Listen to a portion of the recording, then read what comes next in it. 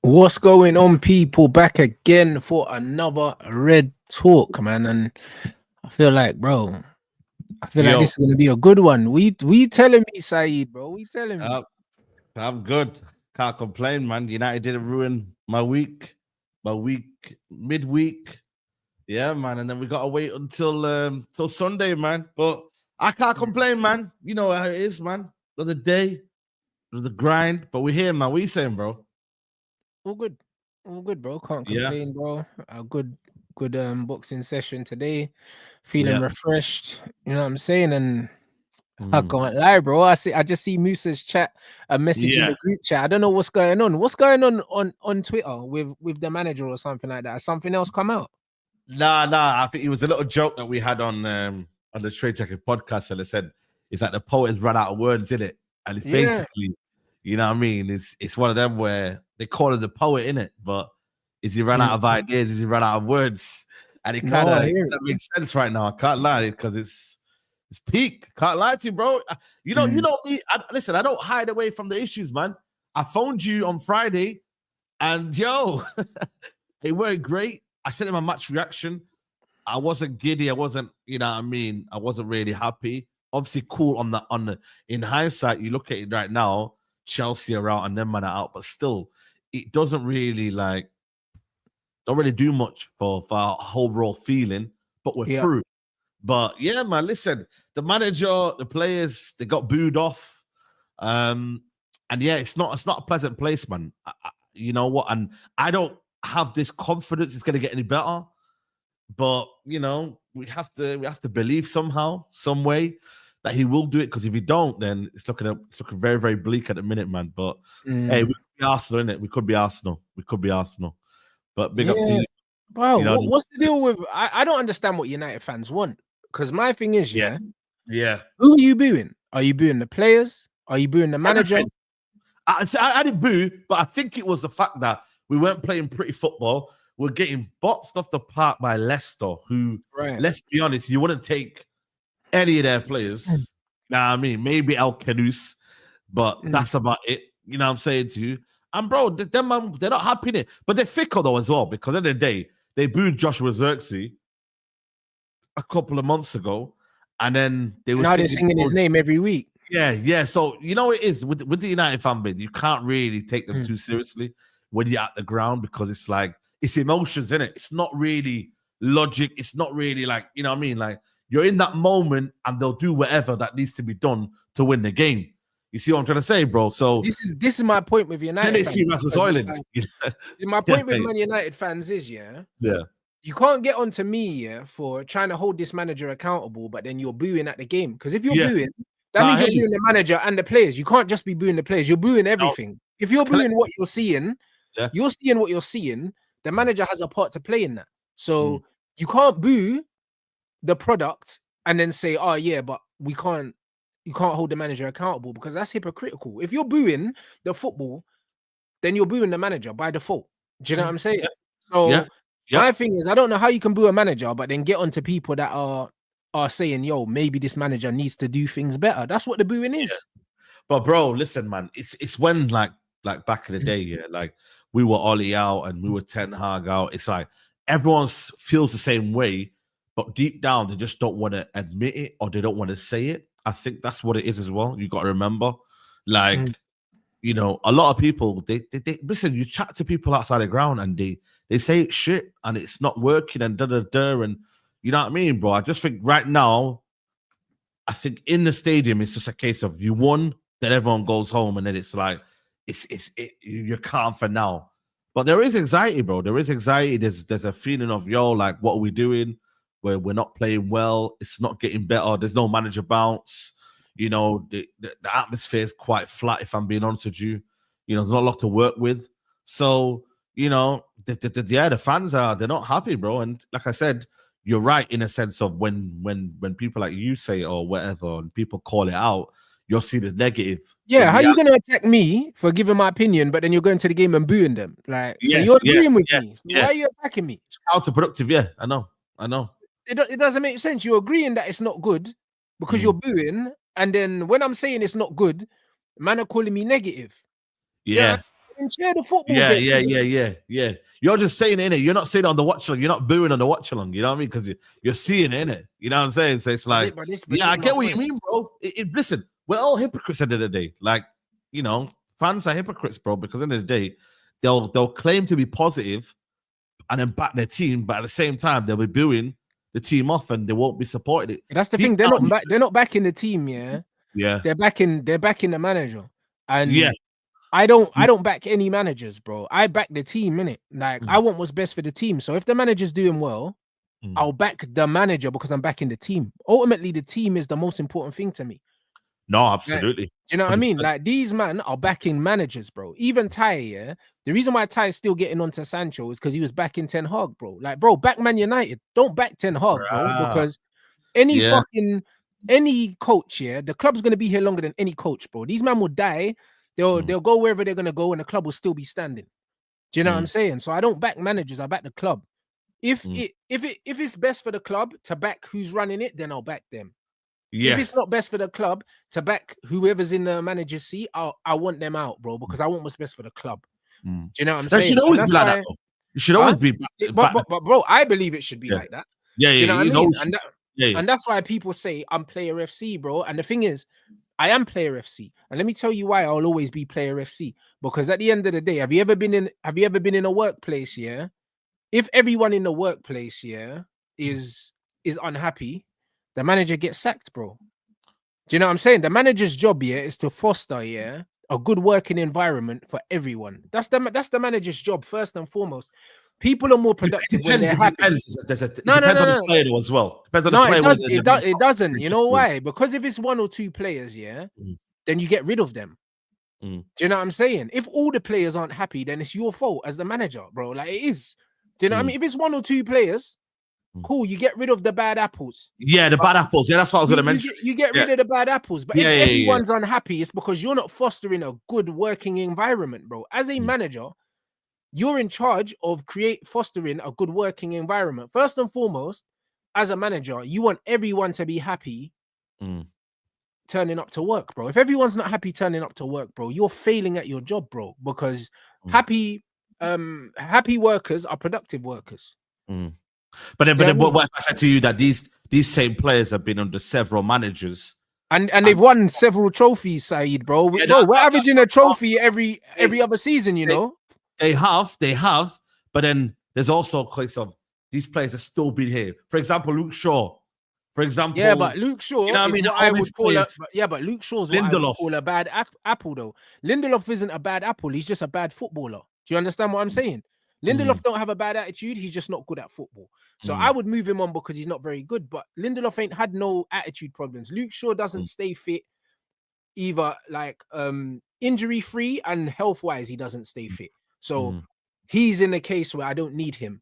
The Rashford thing, I understand getting rid of Rashford because I'd see that as he's a player that's got loads of influence because he's been there for a lot. Yeah, and his bread and his body language, everything about him. The fan base, the Manx, they've even got bored of him now. Like, precisely, the top Reds, like the top Reds, they've had enough of him. Bro, I was bored of Rashford 6 years ago, my bro. Yeah, bro, more than you can believe, bro. We 6 years ago. Yeah. You know what I'm saying? But what happens is, though, go on. This is it. So when you look at all these players, when I look at guys, when I'm looking at a team, when I'm putting a squad together, I'm looking at loads of different things. I'm looking at how good you are as a player, the impact that you have on your teammates as well. Because I've got rid of players because they moan too much, bro, and it brings down the morale in the dressing room, and it makes the team play worse. Like, I've had conversations with players, where there's certain players like Bruno. I've had to manage players, where they moan a lot when they don't get their own way, and you know what? It gets in the heads of their teammates, bro, and it fucks up the whole morale of the team. So I'm like, bro, you need to stop fucking moaning, or I just won't pick you, blood, because you're fucking up everything. Do you understand what I'm saying? So I've had those situations. Like, stop moaning. So I've had those situations because then it fucks up everything. It does. Everything you try to do correct, there's always something like someone nagging. But what about this? And you don't need that. Yeah, you're right. This is it, bro. Like, I've gotten rid of players because when the manager's talking, man are trying to talk when the manager's talking, and it's like, bro, are you the manager? Yeah. Do you know what I'm saying? Are you the manager, bro? When the manager's talking, don't talk, blood. Do you know what I'm saying? I think there was even a video, bruv. You lot saw my YouTube, bruv, where man was in there, and I must have said to man, yo, you're not the manager. Why are you talking? Yeah. Do you know what I'm saying? And I had to bad man up, bro, because it's like, man can't have 3 managers in the dressing room. There's one manager. Yeah, there has to be a hierarchy. Yeah, there has to be a hierarchy. It has to be. And this is the problem. So you get rid of players because they're affecting the team morale. But you do not, Man United don't have a squad here of 20 bad apples. They don't. No. You know what I'm saying? They don't, innit? No. Like, look, bruv, look at how Casemiro's being treated here. And Casemiro ain't come out and said nothing, ain't done nothing. Do you know what I'm saying? Like, bro, you need to understand, Cass could have been moving crazy because he's been disrespected straight up. Like, when you look at what man got injury time minutes in the last game. I can't. You could have played Collier. He could have got Ericsson on. You know what I mean? Like, he didn't need to do that. Like that was that, bro. I don't know, man. That is some sort of that seems serious, man. For you to pick him out here, like, and you know what it is? Yeah, people can say, "Oh, yeah, but the manager's in charge now." But you got to understand that that's a very, very much senior pro. Other players are looking at that, thinking, "Rah, man's getting 30 seconds, and man still has to get in the shower." You know what I mean? Like, man still has to go back in the shower. But that's what I'm trying to say, bro. It's a joke thing. So you need to understand, when I look at this Man United squad, there's not 20 bad apples, bro. So when man turn around, and say, for instance, the culture this and the culture that and all of this, nah, bro, you need to understand that you're only, as a manager, you're only as good as your players, innit? And what I mean by that is, it's not even just ability. You're only as good as how much effort the players are willing to put in for you. Do you understand? And this is the reason why lesser managers, like your Harry Redknapps and like your David Moyes and all these guys, the reason, even Sam Allardyce, the reason why Sam Allardyce is able to go into a club, and turn things around in such a short amount of time is because of his man management. It's not because he's a fucking amazing tactician, because he's not. But he knows how to rile players up and make them want to run through a brick wall for him, bro. That's what Sir Alex Ferguson's whole bag was. And this is why all of these Fergie fledglings are scrub managers, bro. Because it's not about tactics, bro. It's about managing people, bro. I don't care how good you are tactically, If you can't manage people, you will fail, bro. You will fail. And this is what we're seeing right now. You see, so you believe that the Amran is not managing these players. He's not managing them correctly. And the reason why I say this is, look at the difference, Did you see when Ruud van Nistelrooy came back to Manchester United? Did you see the way they ran up to him and hugged him and that? All of them. Yeah. I get it. Because Ruud treated Casemiro with the respect that you treat a fucking 5-time Champions League winner with. Ruud came in and was like, listen, this is Casemiro. I'm not, like, bro, I don't need to tell this guy how to play football. Like, Cas knows how to play, bro. Like, I'm going to respect this guy. Do you know what I'm saying? And also, Cas is very well respected amongst the players as well. Do you know what I'm saying? I hear it. So when you disrespect him, you disrespect everyone. So now you need to get rid of him. Do you know what I mean? That's the only way. You can't keep Casemiro there and disrespect him, because everyone that respects him is going to lose respect for you. Do you see what I'm saying? When you sub Zirkzee off after 30 minutes, all of his brethren are going to be looking at you sideways now. So now, De Ligt and Mazraoui are looking at you like, yo, that's how you done my guy. Football is just a workplace. That's what people need to understand. Like, it's a workplace, bro. People think football's different from real life. It's not. If you was in class and a teacher dissed your brethren, you don't like the teacher no more. Yeah, no. I hear you. I think, listen, there's a lot of shortcomings that this manager's been doing, and especially, you know what it was? I think when you're in the pits of kind of hell we're in right now, it's like you need certain things to just kind of make your life a bit easier. I think right now the manager ain't doing that for himself, like not putting a striker on. How would you say the manager makes his own life easier? But he's got to make the right. Him, what would you do? Left wing back. He's got to play. For me, he's got to get Casemiro back in that midfield. You know, he's got to put Zirkzee up front, not play Hojlund. You know, he's got to take out Dalot. You know what I mean? And if you're gonna play right wing back, you know what I mean, or don't play him at all. Like there's things that he can do. You know what I mean? Like You know what I'm trying to say? Like, there are massive things, but I do believe, he's a very emotional manager. He keeps talking about his age. Like, there's a lot of things that I think he's learning, and he's realizing, bro, we got to remember, he was playing he's at Sporting Lisbon, That club ain't really a big club. Like, Benfica are the biggest in Portugal, right? So he's gone from Braga to Sporting to Man United. I think it shook him a little bit, the fact that, he's actually Man United manager. And I feel like he's making, for me, amateur mistakes right now, if I'm being truly honest with you. And I think and you know what? Now he's trying to put a brave face by saying there's a storm and we have to ride the storm. And I think these are good words you want to hear, because it'll help your job easier, man, knowing that you've told people that there's a storm coming and whatnot. And It is true. There is a storm coming, and that's been proven right. But at the same time, I think his age and his inexperience at the highest level at Man United, you've got to be a very, very good A-man manager. You're not just managing players who don't have the right to say, I must play every week for Sporting Lisbon. Man United, there's going to be players that say, yo, I want to play. And you have to tell them, yo, listen, nah, you're on the bench. And I feel like that, he hasn't managed that, I think, for me. He's kind of almost gone, you know what? This is what I'm going to do, and I don't want to know what you got to say. I don't know what you got to say, what do you got to say? And I think sometimes it hasn't helped him, and this is what you see right now. Like, he's created problems for himself. We have to see now whether this is a continuation. So don't get me wrong, we can call it out now, and I think it's right we call it out. But now I need to see whether there's a continuation of the same mistakes. Because if there is, there'll be big questions being asked. You know what I mean? Now, okay, he's got a dog who's made that first mistake, putting him right wing back. Is he going to continue that against Tottenham? Is he going to continue that against Everton? Are we going to see a lack of playing style to the end of the season? So once we see all these things and we don't see them, then we can have serious conversations. You know what I mean? I think right now, maybe you're a bit more concerned more than I am. I'm still concerned, don't get me wrong, but I'm like, okay, he's made mistakes. He's also identified the mistakes. Now can he correct them? Has he identified them though? Because I feel like he hasn't identified. He says it. He says we're a transition team. I don't want us to play like that. There's a lot of things in this team in terms of athleticism. We don't like this, we like that. Like, he's identified what these shortcomings of the team are. But the problem is, though, it's all good and well saying that, but now can you put that into actions, please?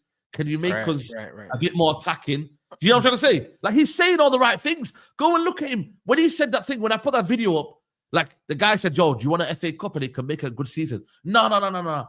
We need to play well. We need to start playing well. And I like that. But then I'm like, but can you actually put it into action, please? And that is something different. You know what I mean? Like, everyone says they want to be rich, or everyone says they want to do this or they want to do that. But how do you have the action plans to get to that level? 100%. You have to have the action plans, right? So but the problem is, Saeed, in order to have the action plans, there has to be a certain willingness for you to do something that you haven't previously done.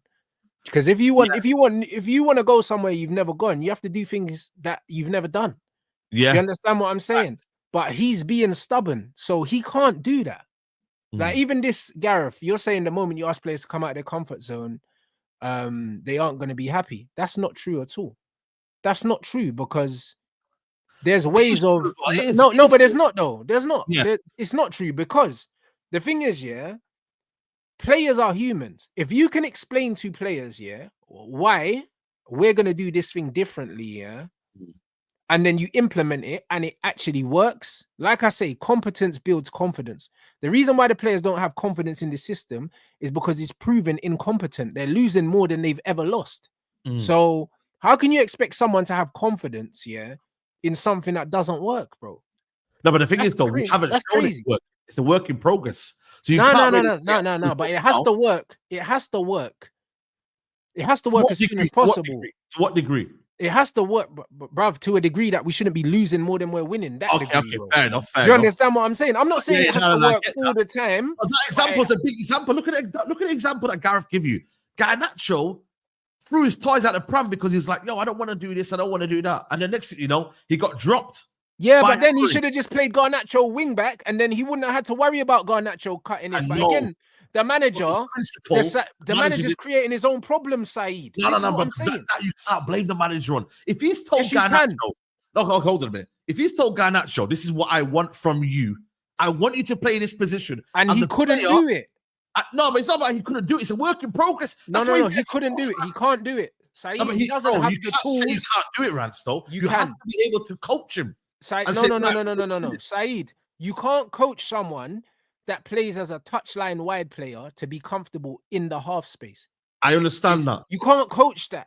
Do you know what I'm saying? That. You cannot coach that at all, bro. Like, that's not his characteristics as a player. Yeah. Garnacho's characteristics lend to playing as a wingback. That's why before the manager came in, I said, I see Garnacho as a wingback. And I think he'll be a good wingback.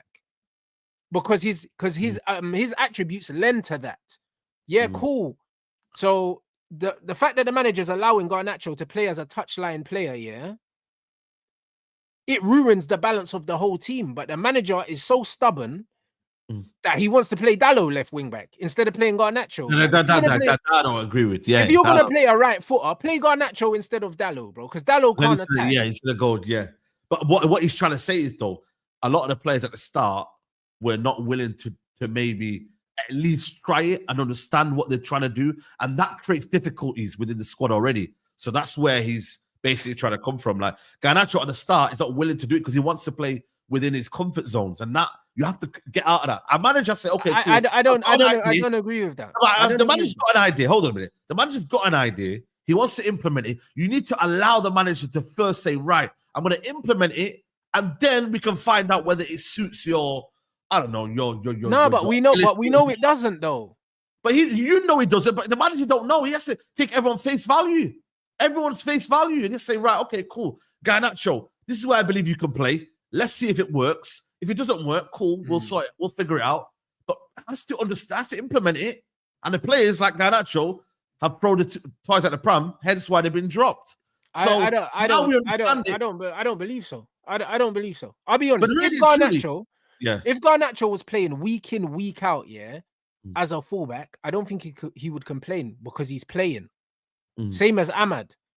The problem was Garnacho was playing in the left 10. He wasn't playing well. Then he got dropped. Do you know what I'm saying? And then he got pissed off because he got dropped. Because he's saying, you're putting me in a position I'm not comfortable in. I'm playing shit. And I'm playing shit because I can't play there. It's your fault. So now he's going to blame the manager. I get it. Like, I'll be real. Like, bro, listen, if I was in the boxing gym, and my coach was trying to get me to implement a style, that didn't suit me and I kept getting hurt, I'll be like, you're a shit coach, bro. What are you doing? I'm getting beat up. That's a bad example. It's the same thing, bro. You're getting hurt, bro. It's the same thing, bro. He's a footballer. It's the same, bro. It doesn't matter. If you're deploying me in a situation that doesn't suit me and I'm costing the team and I'm looking bad, it's the same thing, bro. Do you know what I'm saying? What I will say, though, is he hasn't still, for me, figured out what he wants to do, even with Ahmad, because 1 minute he's playing right wing back, 1 minute he's playing right 10. So I will give you that in terms of like he still doesn't understand where he wants to play with his team. And even when you look at the game against Leicester, Garnacho wasn't really a left 10. He was almost like a touchline winger because I think they threw. Garnacho can't play left 10. So now, because we lose the box midfield, the manager has to invert the wing backs to accommodate Garnacho. He shouldn't be doing that. He should just play Garnacho as a wing back so we can still play on the touchline. Do you understand what I'm saying? And then we can play a natural midfielder in the 10. But the manager's not doing that because he doesn't want to play Garnacho. He doesn't want to play Garnacho as a wing back because he thinks that we're too exposed defensively. But guess what, Saeed? We're conceding 2 goals a game anyway. No, we are. So what's the point in having Dalot as a wing back if we still can't defend? Play fucking Garnacho there. Yeah, but I don't think he wants to. The same way he didn't want to play Anthony.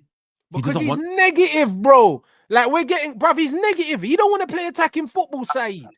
Nah, remember when you thought, Saeed, right now, remember when you thought we were going to play possession football under Ten Hag, and I said to you, bro, the signs are not looking good. Yeah, but that's different. That's different. You're openly saying he doesn't want to play positive football. He does, but his tactics are not enabling right now. The brother's playing 6 defenders, bro. He's negative.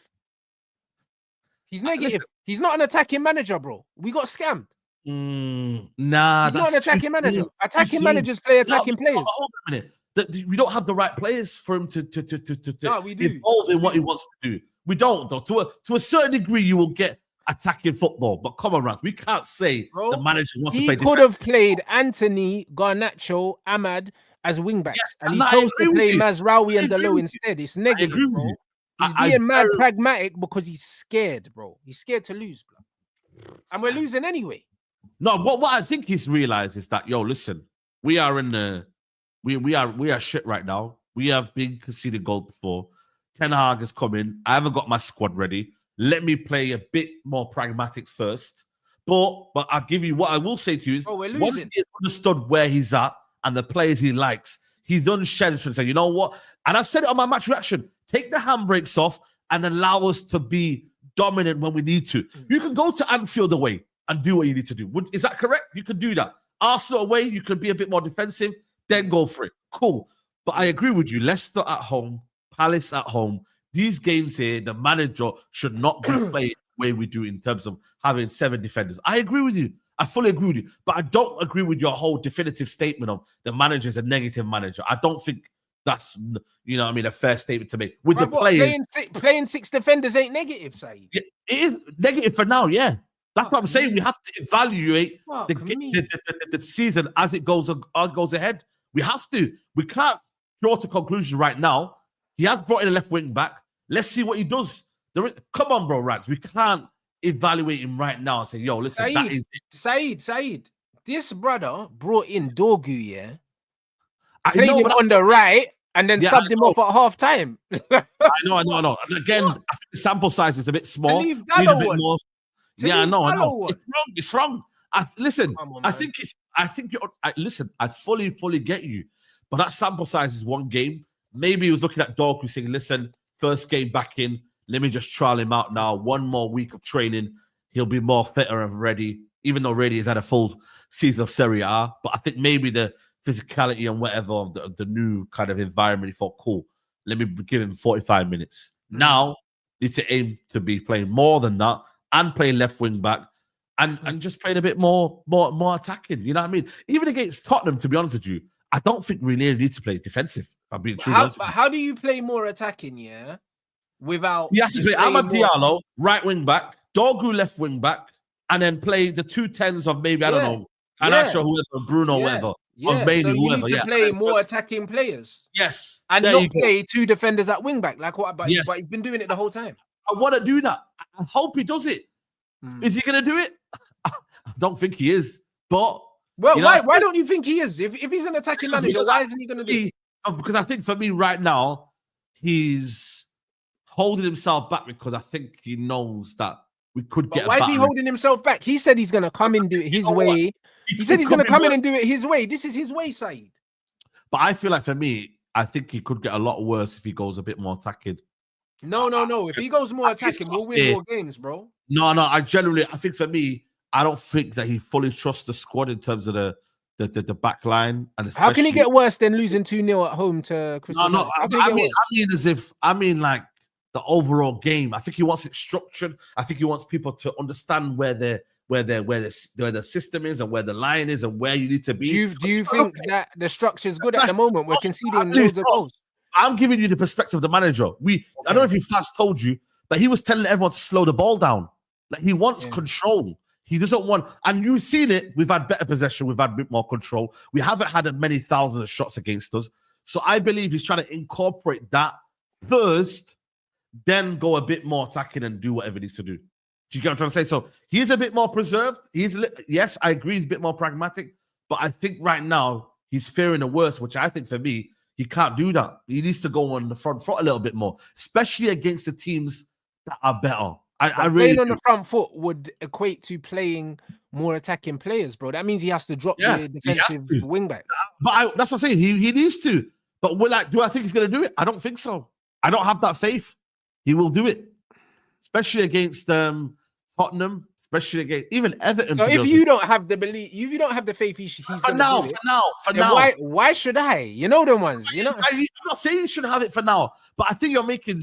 I think the definitive argument that you made, I think it's a bit wrong. You do believe that this manager needs more players. That you said he's negative football, and he's a negative manager. Should I say? He's a negative manager. Yeah, big up Big Mal for the super chat. Doing this is easier to understand who to get rid of and bring players who can play this system. It's like building a house. It's gonna get ugly before it gets pretty, and we're in the ugly stage. Big Mal. I understand what you're saying, but let me tell you why it's a false equivalence. It's a false equivalence because I don't have a problem with him changing the system. I have a problem with him playing the wrong profiles in the wrong positions. Garnacho's profile in this system is a wing back because he likes to hold the touchline. Kobe Mino's profile in this system is in the 10 because he can't play in the double pivot and he's not a line breaking passer. The managers repeatedly played players with different profiles in the wrong positions, and he's making them look worse than they are. Mazraoui looks better at centre back than wing back, but he's played Mazraoui at wing back more than centre back. He's doing stuff that's easily remedied, bro. Why do I understand the profiles of what the players need to do in this system better than the manager who created the system? That don't make no sense, bro. This guy's saying, oh, Garnacho can't play inside. So instead of playing him as a wing back here because he's not a defender, he's playing him on the wing and compromising the compactness in midfield and inverting wing backs. It's stupid, blood. It's dumb. Do you know what I mean? A man is saying Garnacho can't defend as a wing back. The wing backs don't need to defend, bruv. It's all about shape. But they need to do a lot of things. No, but they don't need to defend. Defending in football is structural. It's structural. It's got nothing to do with being able to dive into tackles. I watched Real Madrid play yesterday. I watched Real Madrid play yesterday and beat Man City with no defenders, blood. Well, one defender actually. Yeah, but they're good footballers. That's why. No. It's got nothing to do with that. It's because it's not. Saeed. It's because defending is structural, bro. Because on paper, Man City's attackers should have been isolating Real Madrid players and killing them. The reason why they did not do that is because they played a 4-4-2 mid block, bro. They had one real defender on the pitch, bro, and they defended compact. I thought Man City were poor, to be honest with you. But that's not the argument. The argument is, defending the argument is defending is a structural thing, bro. You see it so many times. How many times do you see, a team go down to 10 men, they've got one less player, they just sit deep and the other team can't score, and they got the extra man. It's not because man are running around and tackling. It's because if you hold your shape defensively, it's very, very difficult to break a team down. Man United are easy to break down because we're going man for man. The players are getting there half a second too late and teams are just playing straight through us. That's the problem. Like if Ruben Amorim said to Garnacho, as soon as we lose the ball, you get right back and make that back 3 or 5. He doesn't have to tackle. All he needs to do is get behind the ball. That's all he needs to do. That's how we play against the big teams. That's how we played against Liverpool. That's how we played against Man City. It's a 5 at the back. As soon as we lose the ball, everyone gets back. It's a 5-4-1. When we did that, our wing backs don't even need to tackle, bro. All they need to do is send up man down the outside, and you've got the left wing back here. You've got the left centre back. So you've got a 2v1 there, bro. You don't need to make a tackle as a wing back because you got cover. You don't need to make a tackle. Like, so this thing about Garnacho not being a defender is not the point, because if we've got 70% possession, we need Garnacho's attacking. We don't need his defending, because if you got the ball 70% of the time, that means you're defending 30% of the time. So why are you focusing on the 30% and not the 70? Do you get it? You should focus on the 70. If you're an attacking manager and you're going to have the ball 70% of the time, then focus on the 70. Don't focus on the 30. But that's what that's what I think for me. What the manager's lost his kind of mindset on is that I think he's focusing too much on the opposition rather than what we do. I think that is something that I don't like. I've never liked it on the Ten Hag, and I can't be a hypocrite. You've got to almost trust the instincts of what you have and what what you're capable of doing as well. You know what I mean? Obviously sprinkled with a bit of coaching as well. Yes, the quality ain't the greatest. We know that. I think you know that. The chat know that. But you've got to at least trust the ability to say, you know what? We might lose, but we'll lose with a bit of dignity. We'll lose a bit of fight. We'll lose a bit of, cojones, and we want to try and go to them. And that's where I believe that a lot of the teams that we've faced, we should be doing better with them. Would you not have more respect, if Man United were losing games 5-4 and we were scoring goals? Massively. That's how Klopp got away with it. Well, there you go. Yeah, because he showed something. We're losing 3-0 and having one shot on target in 90 minutes. That shit's not exciting. No, it's dead food, man. You know what I mean? It's dead food. Like super chat, like I said, big up Saeed and Rance. Understand he's being pragmatic, but nothing he's done works. We might as well play more attacking. What's the worst that can happen? Lose? We're already. That's what I said. We're already losing. So you might as well go gung ho and lose anyway, bruv. And guess what? If you go gung ho, I bet you we win more games. I bet you we win more games because Saeed, if we score the first goal and we go 1-0 up here and we're attacking them, and we're attacking them, bro, teams will crumble under the pressure. We haven't scored the first goal. I don't know if people got the stat, but I think we haven't scored the first goal in a long while. You know what I mean? Especially the first half. We haven't scored in the first half, and that is a big psychological edge, you know, of just in terms of the team. You know, not being able to score first as well in the first half is a bad thing as well. You know what I mean? Again, like I said to you, does he say to himself, right, cool, we're going to try and do it this way, and then second half we'll try and go a bit more attacking and go on the front? Because at the end of the day, when we do go attacking, especially the second half, we don't really play the system that Amrin wants to. It's almost like, you know, just kind of go there and do what you need to do to win the game. Yeah, because he just throws on, he threw on Garnacho, threw on Zirkzee. Zirkzee was playing wherever he wanted. He was just roaming, getting on the ball. Garnacho was staying out wide. The players just played to their strengths and they scored goals, bro. This is what happened under Oli. Remember, first half under Oli, we were shit. Second half, when they ignored him, we started balling. That's exactly what happened under Oli. It's like when the players play how they're comfortable, they score. When they play the way he wants them to play, they don't score and they don't have no shots, man. So he needs to find a way of bridging the gap where these players can still play relatively to their strengths, but within his system. It can be done, Saeed. It can be done. And I look at every single time we play, I think there's a problem that gets solved and it looks a little bit better, but then a new problem emerges. And that is something that I do believe you have to give the manager sympathy for in aspects of, let's say, for example, you know, Bruno and Ugarte, it looks to be working, and then all of a sudden they get found out. You know what I mean? Mainu's in a 10 role. It didn't work against Leicester City. Cool. Again, Hojlund, that one's a no-go for me. He has to be playing Zirkzee. But I feel like there are certain things that work for him, and you know, right, cool. You can see the idea, what he's trying to do here, and then it falls back. I do believe a bit of that is down to quality, but I do believe a lot of it is down to the fact that he is doing some obvious errors that he just needs to do. Like I just saw believe something somewhere. I don't know if it's accurate, but they were saying that Man United are looking for a midfielder so they can move Bruno back into the 10, bro. Well, Bruno needs to go full stop, man. We're just Bruno in the 10 is horrible, blood. I know he is, but the thing. This is what I said. For me, Bruno is gonna be, again, funny enough, a decision where the manager will have to either correct like he did with Rashford or die in his hill. Like he has, because like Bruno, when you deep it, he can't really play in that 6 role and he can't really play in the 10 role. But you've got to put him in the team because he's captain, apparently. So that there for the manager is, again, for me, a bad thing, because it's like, bro, you can clearly see, you know, he don't really fit the system. And when you play him in midfield, Ugarte now is suffering because now he has to do twice the job that he was doing beforehand. You know what I mean? So that in itself isn't good. But you do need a midfielder, bro. That's why the manager or the club are looking for it.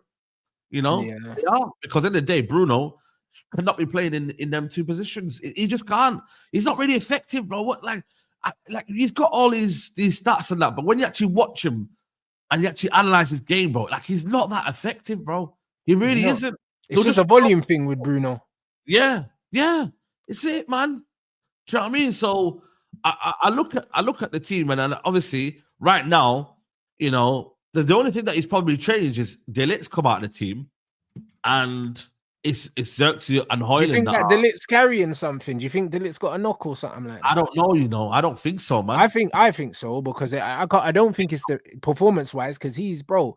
Like when we lose, it's because De Ligt's not playing. You know, if you check it, we don't lose when he plays. Like we lose when he don't play. Yeah. But but also I think, to be fair, Lenny Yoro has been playing well, to be fair, last couple of games. It's that position, isn't it? It's either the Mazraoui's position, which I don't think he's gonna take out, or it's Maguire. I think you got to put him in there, because at least with De Ligt, he reads the game better than Maguire, bro. Maguire just don't read the game. And then he gets caught out. And he's more mobile than Maguire as well, bro. It's just that Maguire's got that switch pass that De Ligt don't have. That's it. That's what I'm saying. But the switch pass ain't a, you know what I mean? Like, it's not a Lisandro kind of pass where you play it over the top and he floats it. Yeah. You know what I'm saying, bro? So it ain't like a mad pass. But I don't know, man. You know what it is, man? I think he finds things in certain players when the tough gets going, and then, you know what I mean? Like, if he looks at certain players, he'll be like, you know what? I like you for that performance, so then I'm going to play you more. I don't know. It's that's also not good because the inconsistency in his team selection, bro. He's been here 3 months and we don't know what he thinks his best team is. We don't know because this guy changes it every week, and that's another thing that he's doing to not help himself. No, and also he's not helping the players because he's not even allowing them to build up chemistry, bro, like amongst themselves, bro. Like, no, the goals are drying up. Everything's drying up, bro. Like, but the thing is, as a coach, like, it sounds bare simple, like, but the manager's clearly not doing it, bro. There's certain players that just play well together. I remember Rashford and Martial always used to just look for each other. Like, Zirkzee and Ahmad, and Kobe and Ahmad. Kobe and Ahmad always look for each other. Always. Do you know what I'm saying? So make sure that you play them close together. Like, there's certain players that Cass and Ugarte have a relationship, play them close together. Do you know what I'm saying? Like, there's certain players that you just know that it works. There's a synergy there. So play these players close together. And this is how also you build the enjoyment. You build the enjoyment because these men enjoy playing football with each other. Kobe and Ahmad always look for each other. Always. Yeah, I know. But this is the thing, though, man. You don't blend the best players together, man. Like, you don't complement the best players. Like, I felt for me, like, when we played that game against Everton with Rashford, Ahmad, and Zirkzee, I felt like they complemented each other a little bit because Rashford would make the forward runs, Ahmad and Zirkzee were kind of picking up 1-2 give and go. You haven't really seen that much, you know what I mean? I'll be honest, that front three would have worked, if the manager, one, persisted with it, and two, if we defended more compact and we played it in a more transition way, it would have worked because we would have given Rashford and Ahmad space to run into. Do you know what I mean? High pressing with them doesn't really work, bro. I'll be honest. High pressing with this squad doesn't even work, bro. I think our biggest problem in this squad is the way the manager chooses to defend. That's why we concede so many goals. Bro, the way my problem is that when we get bypassing midfield, you see the amount of space that's there. I can't believe it. You see when that ball just goes over the top, I don't know, the way, because we're trying to press out, so then obviously the left 10's coming forward, and then the ball just gets lifted over the top, and then it's like teams are on the attack, and then it's like 3v3, or it's whatever, like, you know what I mean? The back three are so, and they just don't have any confidence, bro. The way they're passing out, it's a case of getting but teams can do that against us because the manager wants us to almost go man for man, innit? So when they play past the first line of pressure, Ugarte and the other midfielder are supposed to push right up and put pressure on the ball. But the problem with that is, when you beat that press, we're cooked. And this is why, it's very similar to Bielsa's press. And remember, we beat Leeds, like, was it 7 or 9 or something? Yeah. 9 past them. Or was it Southampton? Yeah. Was it Southampton or Leeds we put 9 past? We beat them 6-2, I think it was, at home. Yeah, bro. And when we played Leeds, we used to smoke Leeds. And the reason why I used to smoke them is we used to beat the first line of pressure, and then the second line is Calvin Phillips and the other midfielder trying to get there. And if they don't get there, they're just wide open. Yeah. Do you know what I mean? And Southampton pressed very similar as well. Man for man. That man for man press thing either works really well or you get smashed. You know them ones like that. And we're getting smashed at the moment. No, but my thing is what really pisses me off is that why doesn't our back three push up and say, yo, listen, we're going to carry the ball forward and we're going to... They can push up, but the problem is when you got Maguire in the middle of it, it's more difficult. And also, what the manager asks, he asks our wide centre-backs to play as full-backs. So he wants them to split. Yeah, I know. But that don't really work, if teams transition quickly, because then you've got a centre-back being isolated 1v1 against a winger. And I'll always put money on the winger against a centre-back. Centre-backs are not full-backs. Full-backs are used to defending side on, and centre-backs ain't used to defending like that. So it doesn't fit. If you're gonna play high up, play fullbacks. You'll be better off playing Dallo and Mazraoui, as the centre backs in the free, and playing Lenny Euro in the middle, if you wanted to defend like that, because like in terms of attributes, they're probably the best suited to that. But the manager's not playing the right profiles. Do you know what I'm saying? Like this system, that's the saddest thing about him, man. It's like, you know what it is, man. I believe in the idea. I believe in what he's trying to do, but what I just can't back, bro, is the fact that he's playing these men in the wrong positions and he's just not playing the right people there, bro. I think once you play the right people there and you're not winning games, you can say, you know what, cool. You know, bro, it would get rid of most of the problems, Saeed, if you just played the right profiles in the right positions, because then we would actually see what we need. We can't blame Garnacho for not being able to play on the inside. You should never ask him to play on the inside because he don't have the characteristics to play there. This is why I was always screaming Kobe needs to play there, because he's got the characteristics for that. Kobe and Eriksen in the 10s makes the most sense. Eriksen as well, bro. That game against Leicester was crying out for Eriksen, because I felt like for me there was just a pass that needed to be made. It's Kobe and Eriksen, or Kobe and Bruno in the 10s, and Cass and Ugarte in the double pivot, and then you play Ahmad one side and you play Garnacho the other side, or Ahmad and Dorgu keeping the width. That's what you do, and you have your 4 midfielders, the little box in there.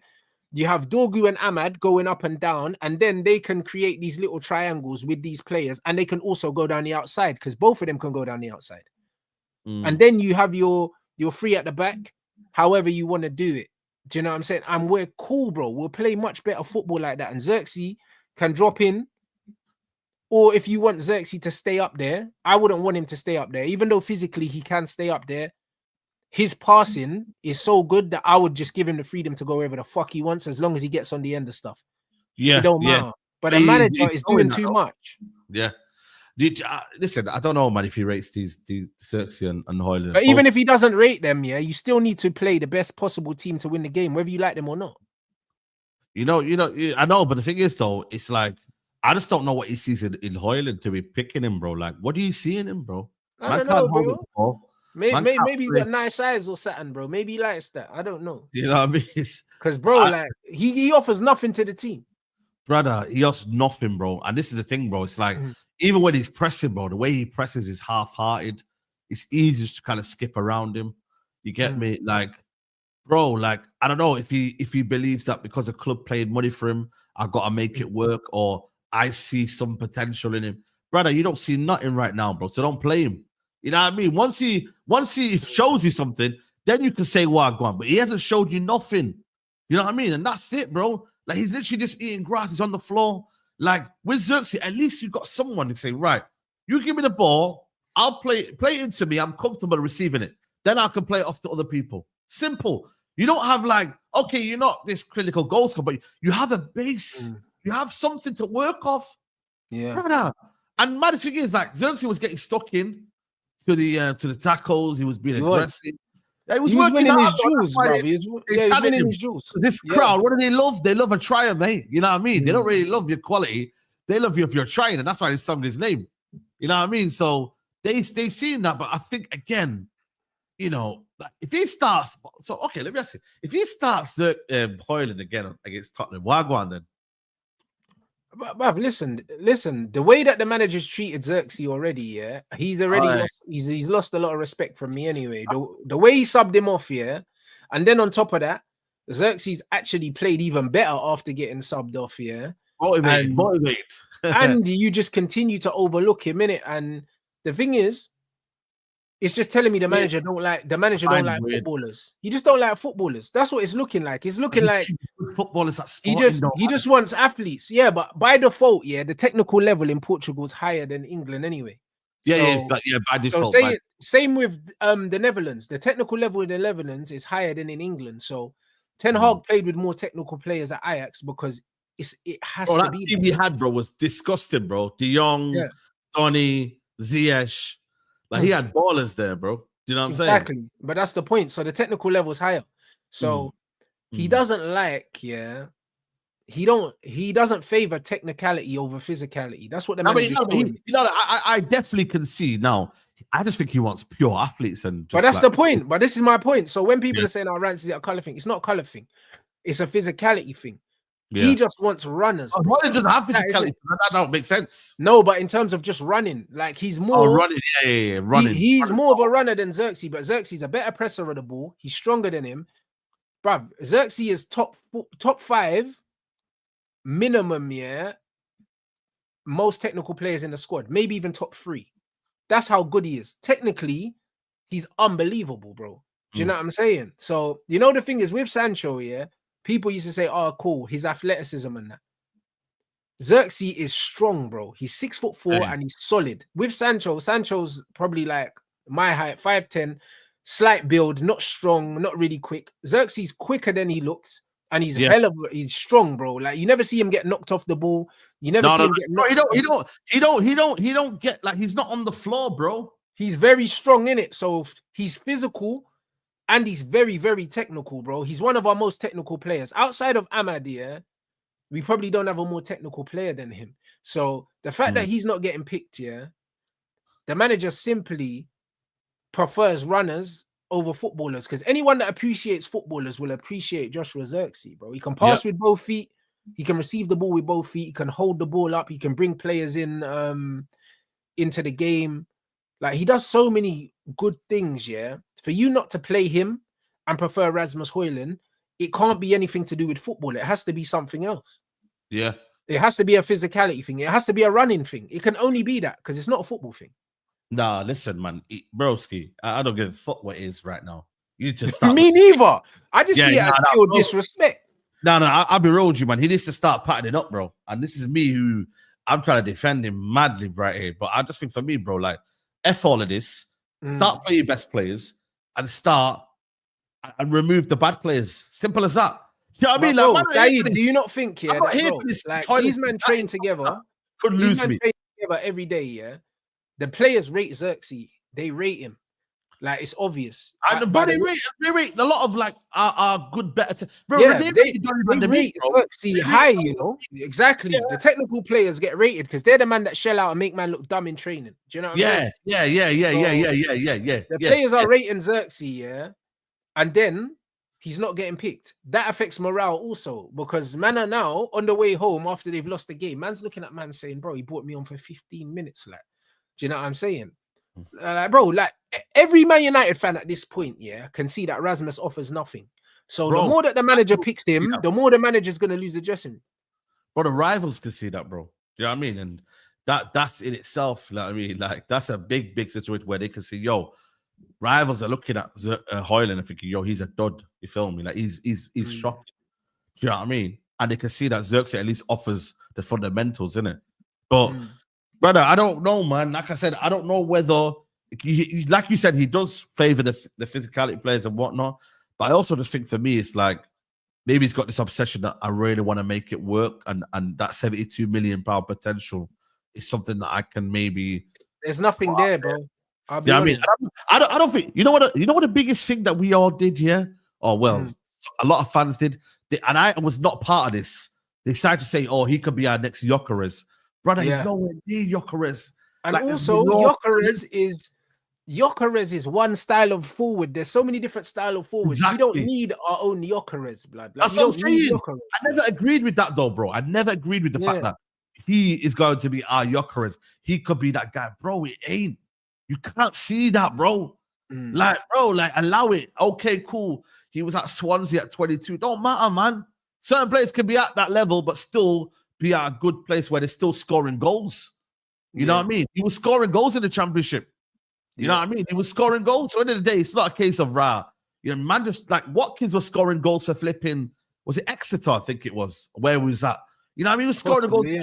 He just made his way up there and was a Premier League player. Whereas Hojlund has literally cheated the system where he found his way at Napoli. For some reason, scored 9 goals. Atalanta, and then boom, all of a sudden, you know, he's a United player, bro. It's criminal, bro. It's criminal. It's criminal. I just think the manager, could fix all of this by playing the right profiles in the right positions and playing his best players. That's all it is. Yeah, and what I want to say is that even though the Premier League is a write-off here, I do believe. I don't think it's a write-off, Saeed. I think if he finishes outside the top half of the table, he should get sacked, bro. Nah, come on, Rance. I'm being honest. You know why I say that? You know why I say that? Done with it. Come on, Rance. No. I'm not saying that I want him to get sacked, but what I'm saying is, he should be sacked. You're saying he should be sacked. You know why? Because Ten Hag wouldn't have had us finishing 11th, 12th, and Ten Hag's awful. Yeah, but Ten Hag got away with McTominay, though, bro. No, bro. Listen to what I'm saying. Listen to what I'm saying. Let me finish. Okay, go on. Even if Ten Hag stayed to the end of the season, we weren't finishing outside the top 10. We weren't. I'm telling you, we weren't. Do you know what I'm saying? Like, we weren't. There's no chance, bro. We were 5 points off the top 4. I like you, bro. I don't think it's a guarantee, bro. Saeed, we were 5 points off top 4 when he got sacked. 5 points. And now we're like 14 points off. Do you know what I'm saying? So I haven't forgotten. Do you know what I'm saying? He left us 13th, 5 points off top 4. Don't tell me what position we were in, because remember, there was 6 points. Bro, there was 6 points between 15th and 3rd or something when he got sacked. Don't forget that. Do you know what I'm saying? We weren't finishing in the bottom half of the table. But we were playing a 3-1-6. We were conceding goals. We weren't playing that well. That's also, bro, that's also not true. Every game. Bro, you know, he's starting Hojlund every game. Bro, he was trying loads of different things, bro. Like, loads of different things. Remember, like, we started a game with fucking Mount and Bruno up front or something like that. He was losing his mind. Yeah. And he was trying loads of different things, but he kept changing it. But at least he was changing it. Like, he was changing because he knew he was under pressure. So he was changing. But the trajectory, I think, from them was it was going down though. So we don't know. It was going down, Saeed. However, we weren't finishing outside the top 10. Okay, fair enough. We weren't. Do you know what I'm saying? Like, as much as he's shit, we would have beat Crystal Palace at home. We would have played shit and scumbag. That's because the manager knew his players, A. B, had a system that suited them better than what we're doing right now, and he hasn't changed that. And C, just in general, he's been there for 3 years, so he can adapt quickly a bit better than Ruben Amorim. So therefore, we wouldn't have done that. The manager right now in Ruben Amorim, I think he's being stubborn for a greater cause. I do believe he's sticking to his principles for a greater cause, and he's let go of players that I don't necessarily think Ten Hag would have let go. Rashford would still be playing by now, so therefore would have had a few more goals with Rashford. Do you get what I'm trying to say? So would have won a few more games. Whereas manager said, you know what, Rashford, I don't really like you. Anthony, he's let go of him. Casemiro's still on the pitch. You see what I'm trying to say? You see what I'm going to get with this? Like, there would have been a few other things that the manager, Ten Hag, would have kept that would have won us more games. Where the manager here said, you know what, F that, I'd rather lose them games knowing that we're sticking to our principles. Do you get what I'm trying to say? Yeah, but two things can also be true. We should I get it. trying to implement things, but we should not normalize losing at Manchester United Football Club. No, brother, wallahi, never. Wallahi, never. Never. We should never normalize. Never. The feeling of losing should never be good. It should never be like, yo, cool, say no more. Like, I've kept that consistent for years, bro. So we shouldn't be saying, oh, it's okay to lose for the greater good. It's not okay to lose. No. But I think what he said is that he's told us it's going to be a storm, expected to get worse, even though it might be a cop-out. I don't know. It might be. Yeah, but if you're causing the storm, I don't take any comfort from you telling me a storm's coming because you caused the storm. Imagine Saeed, Saeed, imagine me telling you, yo, a storm's coming and I'm standing there with a bucket of water pouring rain on your water. Yeah. Like, it's not a storm, blood. Like, you're pouring water on my head, cuz. You get me? It's not a storm. Like, imagine I'm like, Saeed, it's raining outside. A man's pouring a bucket of water over your head. Like, it's not raining. Yeah. Like, no, hear it. He's causing the storm, blood. It's clever though. He said it, and I partly agree with it. I partly also disagree with it because it's like it doesn't allow you to kind of throw away games and do things that you shouldn't do. Like, it shouldn't. You know what I mean? You shouldn't. But at the same time, do you know what I mean? Like, bro, like he is speaking like, you know, it has been tough. It's been very, very tough. And ultimately, he's had to do a lot of sacrifices. But I also think, you know what, man? I know you might disagree, but I think he believes he's got the season to experiment. He does believe it, but guess what? Yeah, you see the same Man United fans that are booing him, they will get him sacked. So he can believe what he wants, yeah? Because imagine if he's getting booed every week, he will get sacked. I'm telling you, because I agree. These owners ain't got the patience, bro. You see, we're 13th now, but guess what? We're 13th, and how many points off top 4? We could be 16th by the end of this weekend. How many points off top 4 are we now? Because we are 5 points off top 4 before. I'm 13th, yeah, and now we're 13th, and how many points off top 4? Brother, we're on, I think, 29 points. Yeah, 1 second. We're on 29 points, and 4th right now is Chelsea on 43. Bomber clot. So Yo, so we're 14 points off, bro. So we're 9 points worse off, yeah, than when he took over. Yeah. That's 3 games. That's 3 but I can't lie to you, but it could be more. I think Chelsea have effed it up a little bit as well with their season. Exactly, because Chelsea been losing as well, blood. Chelsea gave us life. Chelsea could have been. Chelsea were 4 losses in 5 at one point. Yeah, they did. Yeah, Man City was shit as well. Yeah. You know what? That frustrates me though. That's why Flawless was like, "Yo, we can make this. We can do this if we kind of, get our acts together."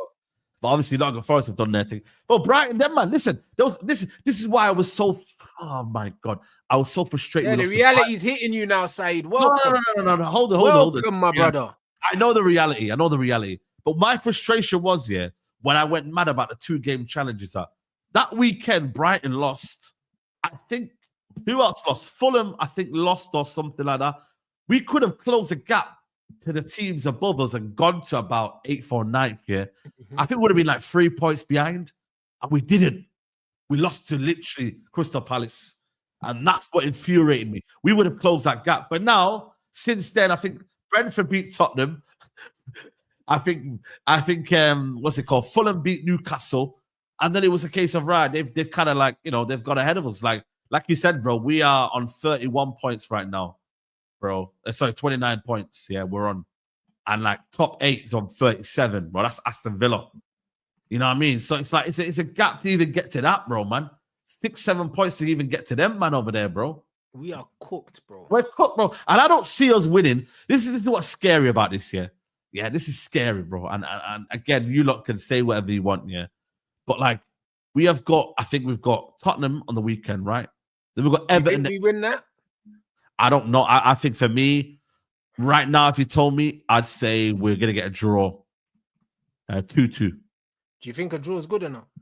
Not really. No, I think we really should be going there and getting a win, if you're being honest with you. Like, but do I believe in the team doing that? That's a whole different question. Like, what should be rants here? First, the reality, that's where for me, I'm kind of in the middle there. Like, I don't think so. Like, next week against Everton, they don't really have a striker. They don't really have much going. But again, they'll probably beat us in that game. Yeah? The game after that is Ipswich at home, I believe. We should win that. Should win that. That's one of the only games I can see us winning comprehensively. And even that. But even that, though, bro, we struggled against Southampton, bro. You know what I mean? So, and it's mad. Then it's Arsenal. Again, obviously, they got a few injuries, but I think the spine of their team, they'll probably get a 1-0 or something like that with a header or something, and we won't be able to kind of score. Then I think after that, we play Leicester. Then we play Nottingham Forest away. Then we play Man City at home. Nottingham Forest away is a loss, bro. The way we're playing. A loss. Man City's a loss, I think, for me. Newcastle away is a loss. Wolves at home. I mean, our record is a bit iffy, man. We always either scrape a win or we win or they beat us. And I'm not gonna lie to you, I don't know about that game. Then it's Bournemouth away. That's a loss as well. This is what I said to you, Saeed. In the next 10 games, I can't see 5 wins nowhere, blood. Brentford away. After that, don't see that. Again, that's not a guaranteed win as well. West Ham at home. Ugly. Chelsea away. And then Villa at home. This is what I'm trying to say to you, blood. In the next 10 games, I can't see 5 wins, my bro. I can't see 10. I can't see 5 wins. Actually, let me change that. I can't see 5 wins under Ruben Amorim. Bro, listen. I can see, bro. 5 games under him in the Premier League anyway. But bruv, listen. At them 10 games, yeah. If Rude was our manager right now and we was doing that pragmatic mid-block shit, yeah, I could see us winning at least 5 of those games comfortably. Under this manager, with this system and the way we're playing, I can't see us winning those games. I can't see it, bro. But you know, for me though, like I look at them games and I see for me I see 11 points. So I see about 3 wins and 2 draws, if that, out of them games, as I said there.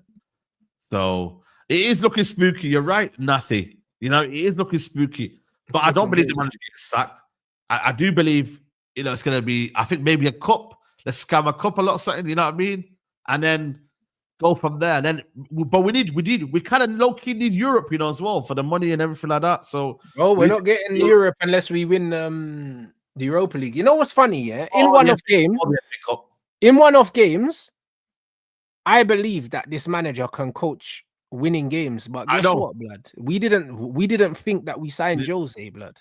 Do you know what I'm saying? But right now, he's looking hella pragmatic. He's looking hella like manager. He's looking like one. Bro, he sets in the one-off games against the big teams. He sets us up right every time. Every time. And people are like, oh, like it's the players' mentality. It's not. He sets us up differently in those games.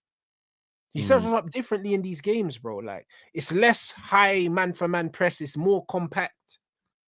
That's all it is, bro. Like, he can do it. He just won't do it. This is my biggest problem with him. He can, but he won't. But you believe he's a good coach, right? You believe he's got the fundamentals of I believe he's a good coach, yeah, but I also believe that he's very, very stubborn and rigid. Do you believe, this is a very good question, yeah. Do you believe right manager, wrong time? No, I don't believe in right manager, wrong time. Okay, so you don't believe he should have went to maybe a little club beforehand and then gone to United? I don't think it matters what time, yeah, he takes over at Manchester United. I don't believe it because his philosophy on football is so niche, yeah, because he's one of the few managers in world football that play a back three. So for him to go to any club and try and change the culture to his culture, he's gonna have problems no matter when he comes in. Do you know what I'm saying? It doesn't really matter because there's not many specialized wingbacks in the modern game, and this guy had a wingers to use as wingbacks and he didn't want to use them. He wants his wingbacks. So because he wants a specific profile of wingback, he's even too rigid for his rigid system, blood. Because I could play his system less rigid than him and be happy with the squad that we have. But he's so particular that his wingbacks have to have a certain profile. He's almost making his job more difficult. So no matter what club he goes into, he's not going to have ready-made wingbacks waiting for him. He's not. Do you know what I'm saying? No, he's gonna, obviously the one he kind of fell into Quenda because I think he came from the youth academy. So he kind of brought, but precisely. And yeah, this is not Italy though. It's still a niche system. Most systems, yeah, in world football are but most teams in the Premier League play with a back three anyway. Let's be honest. Like they build out with a back three, but they play with a back four because they defend with a back four, but they build out in a back three. So the fourth player inverts. That's why Arsenal use Lewis Skelly, who's a midfielder, because he inverts anyway. Or they use Partey to invert. And that's why our manager tried to use Amrabat, remember, to invert. Yeah, it didn't work. But Amrabat's not mobile enough to defend. That's the problem. He's too stiff to play that. But look at Chelsea when they play Caicedo there. Caicedo plays brilliantly from right back and he just inverts. Yeah. The problem is, when you build out, it's very different to your stationary shape or however you want to use it. The problem with Man United is that this manager wants very specific profiles for specific parts of the pitch. And he almost has to build them himself, or he has to go and buy them. And that takes time, bro. Like, he needs to be flexible within his own system. He's not flexible within his own system. He's not. His thing was, because it's easier to teach. No, it's harder to teach attackers to defend. I'm just not going to play attackers at wing back. I'm just going to play defenders there. But he hasn't realized that he's fucked up the whole attack by doing that. Do you know what I mean? Yeah. He's chosen to pick the defender there because he's worried about the 30% instead of the 70%. That's why I'm saying he's a defensive manager. Because if he's an attacking manager, I'd have said, fuck it. Listen, we're defending for 30% of the time, so I'm giving it 30% thought, bro. I'm giving 70% thought to what's going on. But you know what it is though? When they ask him about, like, can you tweak it a little bit or can you do this he keeps saying the same thing, like, I'm going to stick to what I believe in. They brought me in to do this. They brought me in to do that. This is what I want and this is what I'm going to do. It's my idea. I'm going to stick to it. Like he's adamant. He's ready to down the hill, So, it might not be a case of people saying that the manager should leave. Like he might do himself. Like he might sack himself because it's like he's adamant on doing it. It may work out, and I hope it does. And I think a lot of the fan base want it to work, but it's going to be a very, very difficult situation because he's not doing a Ten Hag, guys. So I believe we should give him the benefit of doubt for that. Like Ten Hag would be playing a system that wasn't his and would be getting a McTominay winner to scam his way through. This one here, we're losing games, but he's playing his way. But then we believe, right, okay, cool. Once he gets the tools that he needs and the players that he needs, it should improve. So that's where I'm kind of like assessing it from Rance. You see what I'm trying to say? Like, yeah, but it will improve, Saeed. But Saeed, that doesn't mean he's a good coach, though.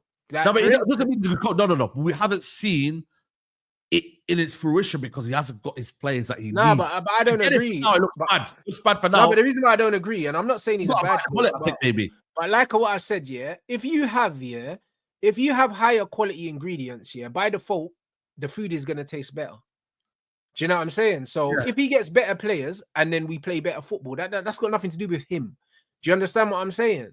Like, if he was a good cook, he should be able to make a nice meal out of lower quality ingredients, because now you have to earn the right to call yourself a good cook. So giving a manager better players is, of course, it's going to make the football better, but that's not because of him. That's just because we got better players. So that's a fucking cop out. He still needs to do better than the previous manager with the players he has, and he's not doing that. But I also think for me, like, we've seen it over the years, managers at the top level have needed their players to do their job to a degree.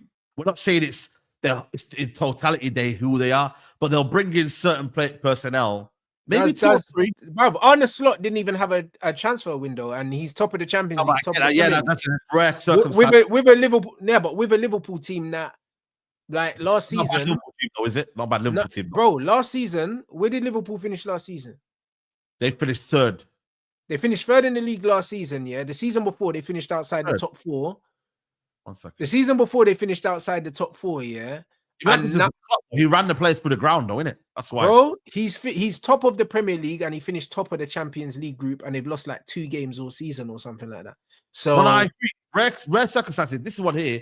I believe what he's done is, though, he's simplified it. He's done the opposite of what Ten Hag has done. But he done the opposite. But this is my whole argument, Saeed. He's overcomplicating everything. I know, but the quality is still a big difference, though.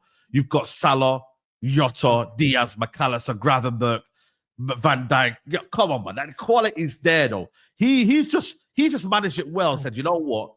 I might not need the players that you're going to give me now if you're not going to spend anything. But what I will do is I won't really tweak everything. I'll just make us play a little bit better, and we'll control a little bit more. And you've seen it. They've controlled games more than going gun home. And it's actually maximized a lot of their season. You know what I mean? But that's, again, it's a rare entity and a rare occasion. No, but look at what Arne Slot's done, And what Arne Slot's done has got the best out of different profiles of players, and also less out of different profiles. Because he hasn't come in and done what Klopp's done. So where do you believe this squad quality is? Be honest. Sorry? Where do you believe this squad quality is? Forget the 13th for now. Where do you believe this squad quality is? This squad, quality, not including the players that he got rid of as well, because I think he weakened our squad by getting rid of Malacia. I agree. Rashford and Anthony. He weakened our squad. So before he got rid of those, he shouldn't be finishing outside the top 8. No way. Do you know what I'm saying? Like a really good manager gets them in the top 6. Do you know what I'm saying? Yeah. Or top 6 or top 5 if he's maximizing everything. Yeah, because like I said to you, it's I think it's Newcastle. Because bro, Chelsea have been up and down. Newcastle were down and now they're up, but Newcastle started badly this season. Yeah, they started badly, Man City have been more than ever. You know what I mean? Have been bad as well. Do you know what I'm saying? So It's one of them ones where if you look at Liverpool profile wise, Ryan Gravenberch is like a new signing because the manager has maximized his abilities.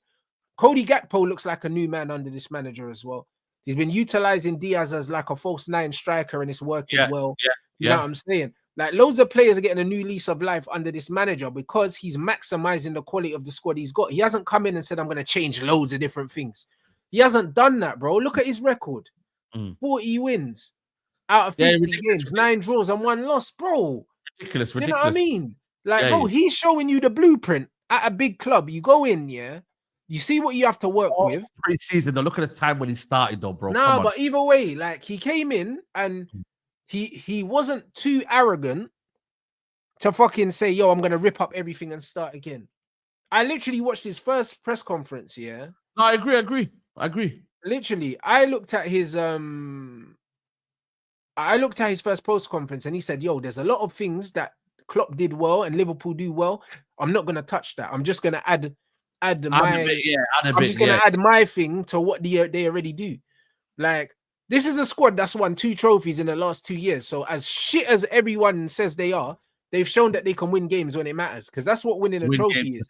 Winning games when it matters. So you just tweak that a little bit and then you make the wholesale changes in the summer if you want to, bro. Like, do you know what I'm saying? Man's mashed up the whole thing and it's just like, bro, this is crazy, bro. Like, it's winter. You know what? Yeah.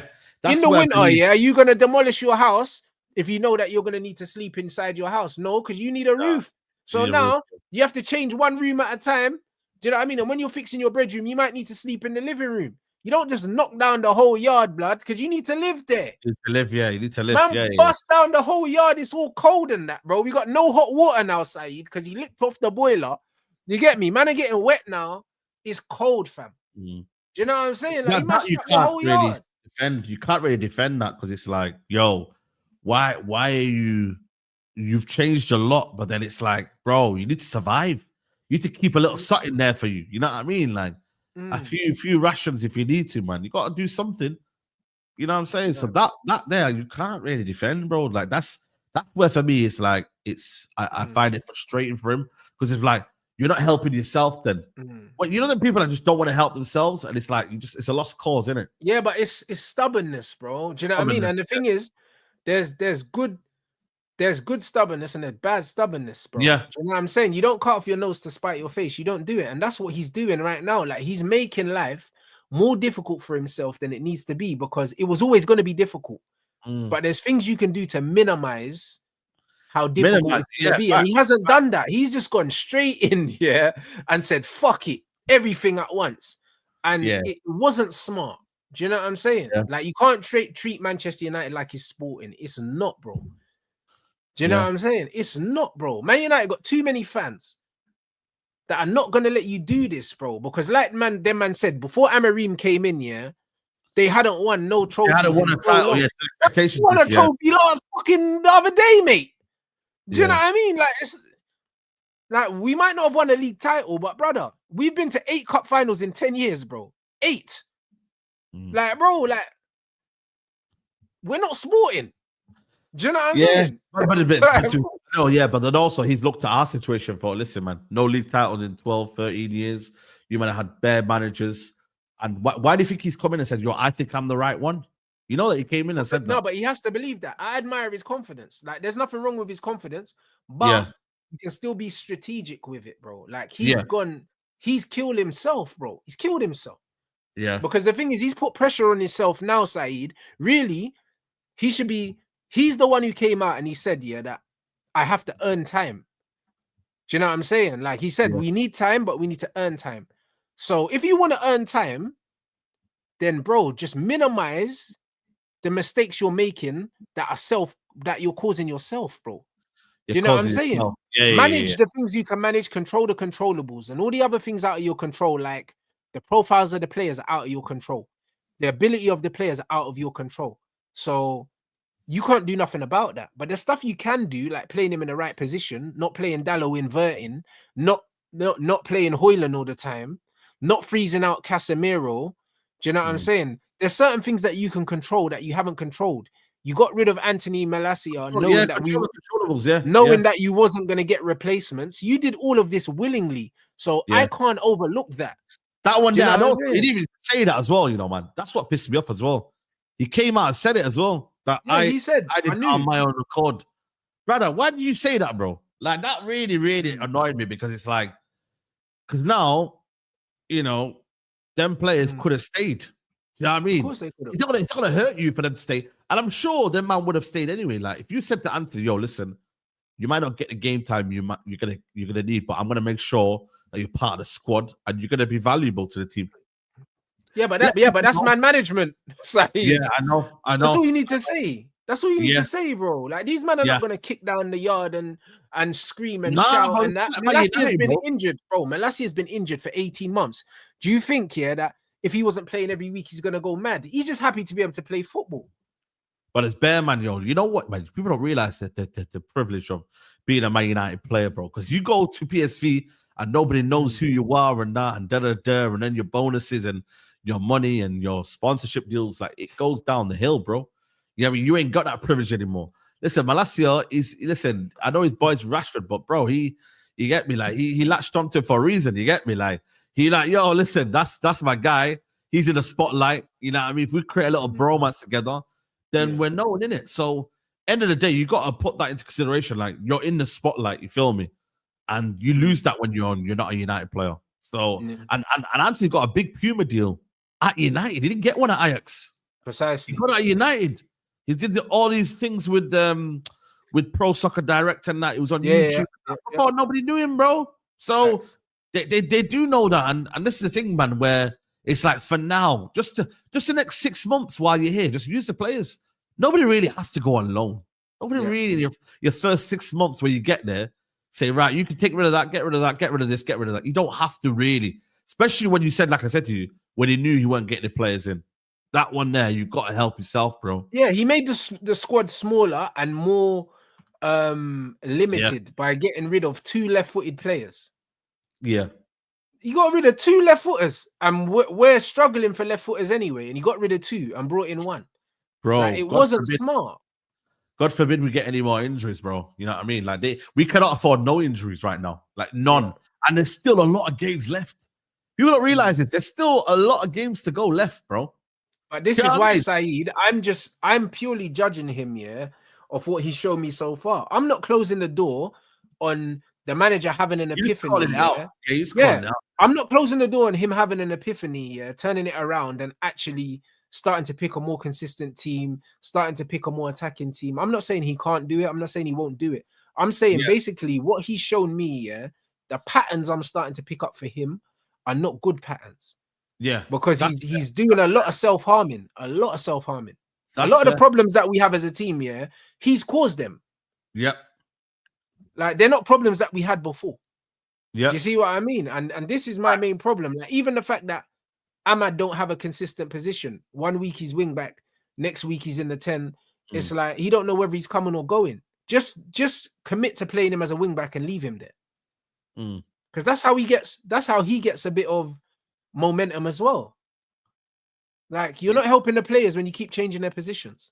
No. And I think for me, you know, the time will tell now. This game here now is huge, bro. This Tottenham game will tell us a lot, man. Against a team that, bro, you can't say to Tottenham, bro, it's Tottenham that beat us. Nah, bro. I'm not having that. Do you know what I mean, bro? You can't say Tottenham were a better team when they've got injuries. We talk about injuries. They've got mad injuries, bro. And they ain't going to take a loss. And they're right. And they're so close to us, Saeed. If we had the injuries, brother, if we had the injuries that Spurs had, I wouldn't criticize this manager at all, Brad. My life. Because I'm even struggling to criticize Ange Postecoglou because he's lost his first choice left back, 2 centre backs, and goalkeeper, bro. Yeah. And then he's lost midfielders. And he's lost 2 strikers. Solanke and Richarlison are both injured. So Madison's out as well. Yeah. See, so I can have some sympathy for him, bro. Do you know what I mean? But I can't have sympathy for a manager that's got all of his players, and he's still killing himself. Do you know what I mean? Like, bro, like, this is it. Like, I can have a bit of sympathy. He's got the luxury. He's got the luxury at United in terms of, like, the options that he's got, especially with the system that he plays with right now. Like, but again, I don't know. I look at it and I think for me, it's this season. I'm not, again, like I said, I'm not saying he could just lose games, but the Premier League is going to be a write-off. I doubt we get top 10, if I'm being honest with you. Yeah, but if we don't get top 10, like, don't you think there's a lot of pressure on this manager to start the season very well next season? There will be, because even if he is, let's say, for example, doesn't win the first couple of games, and then by October he's hovered around 8th or whatever, 8th, 9th, that raises questions, because then from 8th we'll go down to 10th, 11th, 12th, and that you can't take for another season. So, he's got, bro, next season, them fixtures that come out in June best be some kind fixtures at the start, because boy, it doesn't matter what the fixtures are, mate. Like, he'd have a full preseason. He's got no fucking excuse. No international tournament as well. Got no excuse. Oh, there's no international tournament. Yeah. That's This is probably the biggest summer then ever. When you look at it, especially the players that will, it depends if we'll get into Europe, man. The players that we've been linked with, I don't know, man. Like, we getting thrown around with all these players, but we need some sort of leverage right now. Facts. Hey, big up for the super chat, my bro. Before we wrap, did you see the Lingard tweet, bro? Yeah, I seen it. I can't lie to you, bro. And you know what's mad, yeah? He's speaking facts, bro, because he's like, yo, listen, we just had fun. We were just enjoying ourselves, etc., etc. And that was it. Because at the end of the day, you got to remember, these legends now are coming after these players, bro. That's why Lingard's come in and thrown a bit of shade and that. Oh, them man are racist, bro. Like, just call it what it is, innit? Like, what? Black man's not allowed to enjoy himself at work, bro. Like, that's all it is. The same way Lewis Skelly can't do something, but Mopai can do it, and Vardy can do it, and all these men can do it. Yeah, that's what I'm saying. Bro, we know what it is, innit, bro? Man saw a couple black men having fun and was like, oh, you can't have too much fun, bro. What do you mean, bro? Man. We don't go and scrub boots, bro, because that's what they want man to do, bro. Trust me, when you're a black man, man just want you scrubbing boots, blood. That's what they want you. They want you to be humble. They want you to be super hardworking and not speak, bro. That's it. That's why they love N'Golo Kante. Oh, like, he doesn't even drive to work. He runs to work. Do you know what I mean? Good little black man, bruv. And he doesn't speak as well. Like, oh, it's great, blood. Let's rub him on the head and put him on our shoulders like he's some fucking Make-A-Wish kid. He's a grown man, bruv. Do you know what I'm saying? They treat N'Golo Kante, like he's got chromosomes missing, bruv. That's how they treat him. Do you know what I'm saying, bro? Them man are treating N'Golo Kante like a Make-A-Wish Foundation youth, one of the best midfielders of his generation. Yeah, bro, it's crazy. Why can't they all be like that? Look at him. Good, nice little quiet black man, bruv. Just be seen and not heard, bruv. So we can just rub your little peanut head, bruv. That's what they want to do. That's what they want to do, man. Get fucked, bro. No. Bruv, as soon as you're black and you show any bit of fucking personality, bro, man feel threatened by you, bro. Yeah. Do you know what I'm saying? The Lewis Skelly thing was funny to me because Erling because Erling was talking shit to him first. He's the one who said, "Who are you, bruv? Who are you?" Yeah. Oh man, so what? I put you in a body bag and then I took the piss out of you. 1-1. There we go. What's the problem? What's the problem? Yeah. What's the problem? Brother. He said to the youth, "Who the fuck are you, bruv?" He said, "Who are you? You're no one." And then I buried your team and I mocked you in front of the whole world, bro. 1-1. Yeah, no. But what I don't get is Jamie Vardy's been doing this for years and never gets told anything. It's actually, you know what? It's actually, what's the word I'm looking for? Like, they praise him for it. Yeah. They praise him for showing that arrogance, Jamie Vardy. Crazy, and that. bro. You know what I mean? And then when it's, like I said to you, Lingard and them, man, and they don't give a shit, like, winning or losing, whatever. They're in the changing room, do what they need to do. They're just having fun. Bro, you get me? That's why. But this is why when Sancho says freedom, there's a meaning behind it, guys. Yeah, because he's like, we got away from this bollocks, where every single person, a United legend, comes out and speaks. You know what I mean? Like, bro, thing is, we know Lisandro might not be the centre back he is, but the guy's injured, bro. Why does Scholes need to speak about Lisandro Martinez now? Do you know what I mean? But I don't know the context of that. Like, I don't know if they. I think, didn't they say something?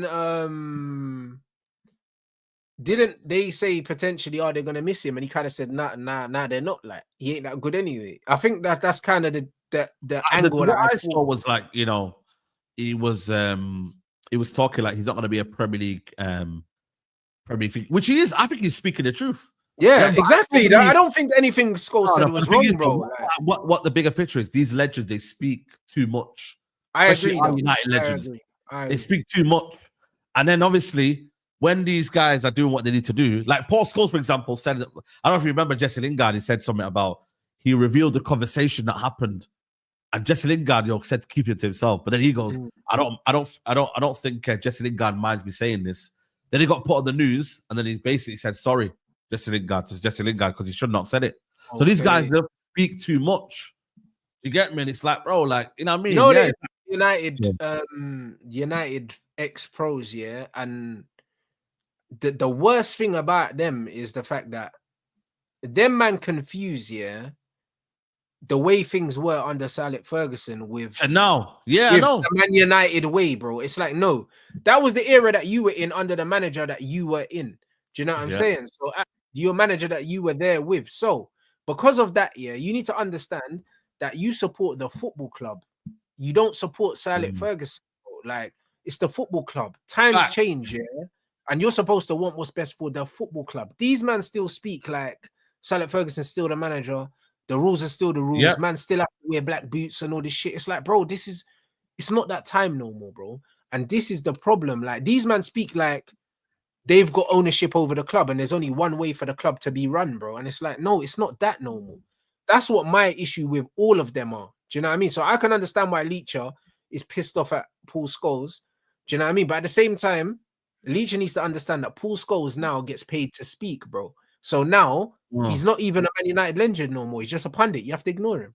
Yep. Ignore him because he's just a pundit like everyone else. That, bro, as far as I'm concerned, if I was a footballer, I wouldn't listen to no pundits, bro.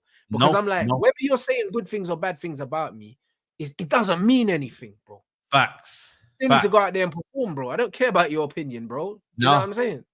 But like I said to Neil Burpee, these man can get away with it, but it's mad, bro. Like, I feel like for me, it's like, yo, man. Like, that's why Jesse Lingard came up and said, yo, you might need to lay off. And that's why freedom, when people say that, but now all of a sudden, now they're attacking the legends. But before you were trying to say, why can't they be like what they used to be? Is that something United fans? I don't know what's wrong with them, man. 1 minute they want people to show passion for the club and be defending the club. But the guys that were defending our club and legends of the club are now attacking your players. And then now you then say that these legends don't know anything. It's mad. This is what I mean. These men they're not trying to protect the club. They are just backing whoever they like. Yeah, they're just backing their own interest. Yeah, you're right. This is all it is, and that's why I don't like it, bro. Me, I just care about Man United, bro. That's it. To win games. If we're not winning games, I'm holding whoever accountable. That's it. Do you know what I mean? We need to do a Real Madrid and sack 4 managers in one season. I'm here for it, bro. Just get it right, brother.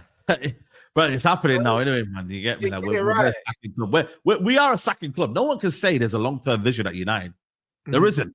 We had our time, guys. So, you know what I mean? I'm not saying fall in love with a manager. I'm not like, people think I'm the manager. I'm saying let's let him get his play. Let's understand what he's about before we just get rid of it. That's all I want to do. Just give it a bit more time than we have been doing. And I'm also in agreement that you might not get that time. You're gone. You have to accept that. Is what it is. It's the name of the game. Yeah, that's it. You lot, run up the lights, people. We're gonna redirect to Mandem Talk. Carry on the United conversations. Let them know what's coming up, my bro. Yeah, man. We're just gonna obviously carry on the conversation. We're looking forward to the Tottenham game more so. Maybe some talk on Ineos as well. And yeah, man. Listen, big up to everyone who's locked in though. How many likes have we got though, man? Smash your likes. Not enough, bro. We got 2K in here. We ain't even got 600 likes. We need to be on. The target was 800. We should be on 1,000. Yo, you lot, I swear down, man. Like, what's going on with you lot, man? Like, just like the video. It don't cost you a penny. You know what I mean? It just helps the chat, man. You know what I mean? Like I said, Bron, hit the like button, people. And yeah, when you go over to Saudi TV, hit the like button there. And hope you lot had a good show, man. You know what I'm saying? That's it. And I agree. United are not a sacking club, really. They do give managers too much time. Real Madrid will sack you after 4 games, innit? If you lose. Yeah. And that's it. But bro, I think there's no such thing as long-term vision now. Like, it's not happening in football now. Bro, in order to stay somewhere long-term, you have to make sure you hit all your short-term targets, innit? And so far we're miles off on those. So big up everyone inside. Run up the likes, people. Do you know what I'm saying? And yeah, man, I'll see you guys on Mandem Talk.